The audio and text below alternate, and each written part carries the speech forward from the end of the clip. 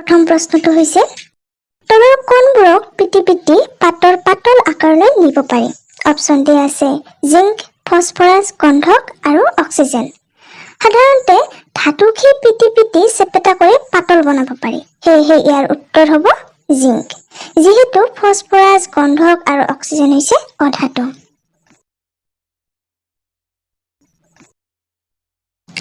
দ্বিতীয় প্ৰশ্নটো হৈছে তলতীয়া কোনটো উক্তি শুদ্ধ?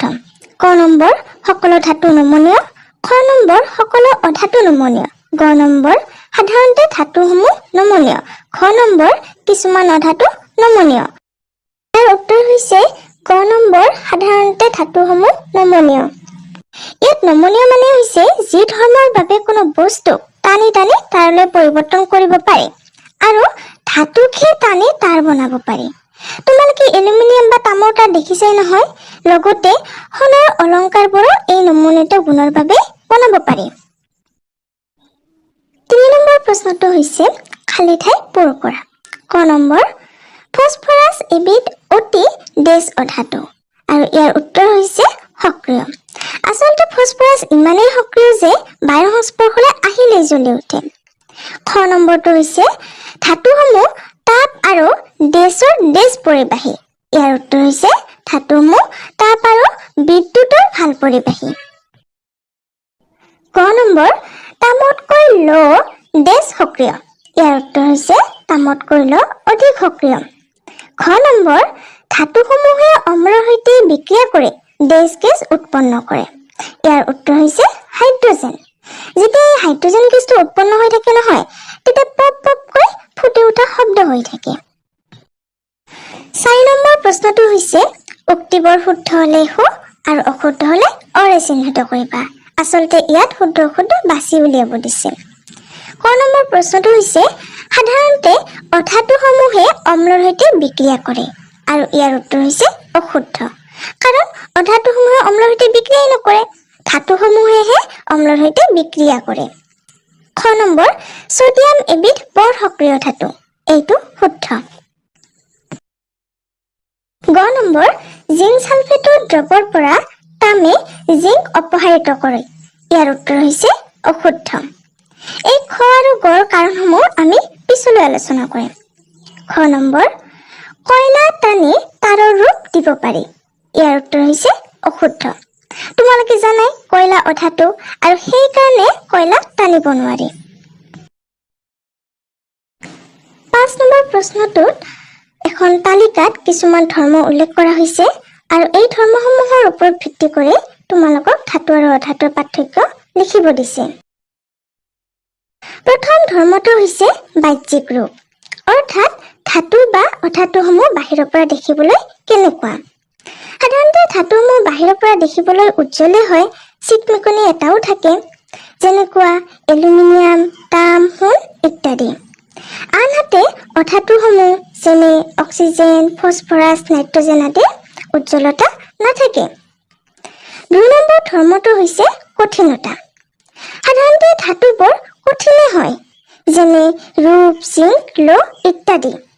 কিন্তু কেইটামান ধাতু ব্যতিক্ৰমীও আছে, যেনে ছডিয়াম আৰু পটাছিয়াম অলপ কোমল হয়, আকৌ পাৰা জুলীয়া অৱস্থাত থাকে। এই ব্যতিক্ৰমীসমূহো তোমালোকে মনত ৰাখিবলৈ চেষ্টা কৰিবা। আনহাতে অধাতুসমূহক তিনিওটা অৱস্থাতে পোৱা যায়, যেনে চিলিকন আৰু কাৰ্বন গটা অৱস্থাত, ব্ৰমিন জুলীয়া অৱস্থাত, ক্লৰিন বা অক্সিজেন গেছীয় অৱস্থাত। সেইকাৰণে ইয়াত অধাতুসমূহ কোমল বুলি লিখা হৈছে। ৩ নম্বৰ ধৰ্মটো হৈছে ঘাত সহনীয়তা। ঘাত সহনীয়তা মানে হৈছে যি ধৰ্মৰ বাবে কোনো বস্তুক কোবাই পাতল আকৃতিত গঢ় দিব পাৰি আৰু ধাতুসমূহক কোবাই পাতল পাত বনাব পাৰি, যেনে এলুমিনিয়াম। আনহাতে অধাতুসমূহ যেনে কয়লা, এঙাৰ আদি কোবালে চেপেটা হোৱাৰ পৰিৱৰ্তে ভাঙি গুৰি হৈ যাব। ৪ নম্বৰ ধৰ্মটো হৈছে নমনীয়তা। এই নমনীয়তাৰ বিষয়ে আমি আগতে আলোচনা কৰি থৈছো, সেইবাবে আমি ক'ব পাৰো যে ধাতুসমূহ নমনীয় হয় আৰু অধাতুসমূহ নমনীয় নহয়। ৫ নম্বৰ ধৰ্মটো হৈছে তাপৰ পৰিবাহিতা।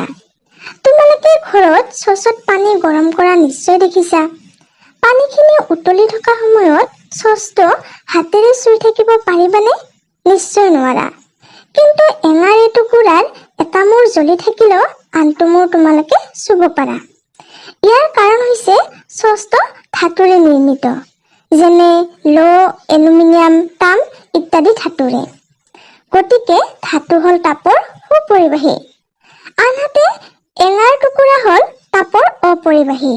ইয়াৰ পৰা বুজিব পাৰি যে অধাতুসমূহ হ'ল তাপৰ অপৰিবাহী। 6 নম্বৰ ধৰ্মটো হৈছে বিদ্যুতৰ পৰিবাহিতা। তোমালোকে বিজুলী মিস্ত্ৰীয়ে ব্যৱহাৰ কৰা স্ক্ৰুড্ৰাইভাৰ নিশ্চয় দেখিছা। এই স্ক্ৰুড্ৰাইভাৰটোত প্লাষ্টিকৰ বা কাঠৰ নাল লগোৱা থাকে, কাৰণ প্লাষ্টিক বা কাঠৰ নালৰ মাজেৰে বিদ্যুতৰ পৰিবহণ হ'ব নোৱাৰে। কিন্তু মূল স্ক্ৰুড্ৰাইভাৰটো ধাতুৰে নিৰ্মিত। তাৰ মাজেৰে অহা বিদ্যুতে যাতে বিজুলী মিস্ত্ৰীজনৰ বিপদ ঘটাব নোৱাৰে, তাৰ বাবে স্ক্ৰুড্ৰাইভাৰটোৰ নালটো বিদ্যুতৰ অপৰিবাহী পদাৰ্থৰে বা অধাতুৰে প্ৰস্তুত কৰা হয়। ইয়াৰ পৰা আমি ক'ব পাৰোঁ যে ধাতুসমূহ বিদ্যুতৰ সুপৰিবাহী আৰু অধাতুসমূহ বিদ্যুতৰ অপৰিবাহী। এতিয়া 6 নম্বৰ প্ৰশ্নটো হৈছে কাৰণ দৰ্শোৱা। তাৰে ক নম্বৰ প্ৰশ্নটো হৈছে খাদ্য সামগ্ৰী মেৰিয়াবলৈ এলুমিনিয়ামৰ পাত ব্যৱহাৰ কৰা হয়। অৰ্থাৎ খাদ্য সামগ্ৰী মেৰিয়াবলৈ এলুমিনিয়ামৰ পাত কিয় ব্যৱহাৰ কৰা হয়? তোমালোকে চাবা, লোৰ গজাল, কয়লাৰ টুকুৰা, এলুমিনিয়ামৰ তাঁৰ টুকুৰা আৰু পেঞ্চিলৰ সি টুকুৰা যদি হাতুৰিৰে সুকীয়াকৈ জোৰেৰে পিটিবলৈ চেষ্টা কৰা, দেখিবা যে লোৰ গজাল আৰু এলুমিনিয়াম তাঁৰৰ আকৃতিৰ পৰিৱৰ্তন ঘটিছে। আনহাতে কয়লাৰ টুকুৰা আৰু পেঞ্চিলৰ সি টুকুৰা হাতুৰিৰে কোবোৱাৰ ফলত ইহঁত ভাঙি টুকুৰা হৈছে। এনেদৰে এলুমিনিয়ামক আৰু অধিক জোৰকৈ পিটিলে একচোটা পাতলৈ পৰিৱৰ্তিত হ'ব।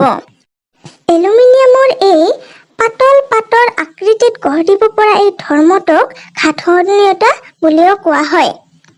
যিহেতু এলুমিনিয়াম ধাতুটো ঘাতসহনীয় আৰু এলুমিনিয়ামক কোবাই পাতল আকৃতিত গঢ় দিব পাৰি, সেইবাবে খাদ্য সামগ্ৰী মেৰিয়াবলৈ এলুমিনিয়ামৰ পাত ব্যৱহাৰ কৰা হয়। 6 নম্বৰৰ খ নম্বৰ প্ৰশ্নটো হৈছে জুলীয়া পদাৰ্থ তপতাবলৈ ব্যৱহাৰ কৰা নিমজ্জন দণ্ডবৰ ধাতৱীয় পদাৰ্থৰে নিৰ্মিত। তোমালোকে জানা যে সাধাৰণতে সকলোবোৰ ধাতুৰ মাজেৰে তাপ পাৰ হৈ যাব পাৰে। সেইকাৰণে ধাতুবোৰ যেনে ল', এলুমিনিয়াম, তাম আদিৰ বাচন বৰ্তনসমূহ যদি এমূৰে গৰম কৰা, তেন্তে আনটো মূৰত তুমি গৰমৰ কাৰণে চুব নোৱাৰিবা। অৰ্থাৎ ধাতুবোৰ তাপৰ সুপৰিবাহী।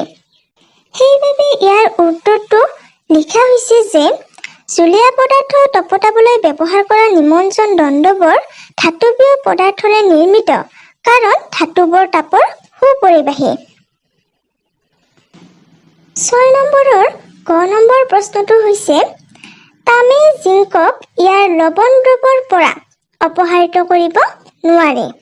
ইয়াত প্ৰথমতে এটা কথা কৈ থৈ দিওঁ যে এই অপহৃত শব্দটো সাধাৰণ অৰ্থত আঁতৰ কৰি দিয়া বা কোনো বস্তু এটাক গুচাই দিয়া বুলিও বুজি ল'ব পাৰা।